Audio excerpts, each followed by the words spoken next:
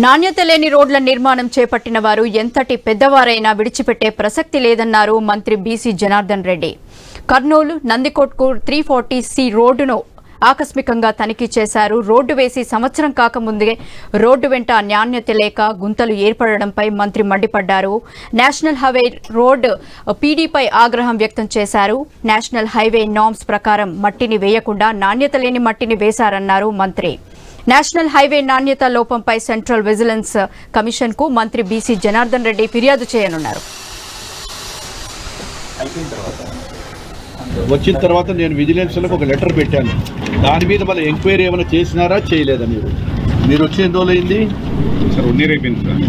మీరు August 30th ఇది 2/8/24లో జరిగింది ఇష్యూ. ఏం యాక్షన్ తీసుకోలేదమ్మా. అవన్నీ కూడా మీకు పెడతాను ఇప్పుడు నేను. మీరు ఏముందో ఆ ఫైల్ ఎక్కడి దాకా వచ్చిందో చూడండి. ఇది ఆ ఫైల్ వచ్చినది కూడా నేను విజిలెన్స్ అంటే వాళ్ళకి పెట్టిన లెటర్ కూడా మీకు వాట్సాప్ పెడతాను. మీరు ఈ యాక్షన్ ఏం తీసుకుంటారో ఏం రాస్తారో. ఇంత ఘోరంగా ఇప్పుడు సైడ్కు మొరం వేస్తే క్వాలిటీ వాళ్ళు మెయింటైన్ చేయలేదు. ఇక్కడ ఏదైతే మన కండిషన్లో ఫలానా ఏమన్నా కొత్తదమ్మా, కొత్త రోడ్డు నేను ఉన్న ఇక్కడ సైట్లో ఎవడో చెప్తే కాదు. సర్వీస్ రోడ్డు అనుకుని మీరు కూడా ఇంతకుముందు సర్వీస్ రోడ్డు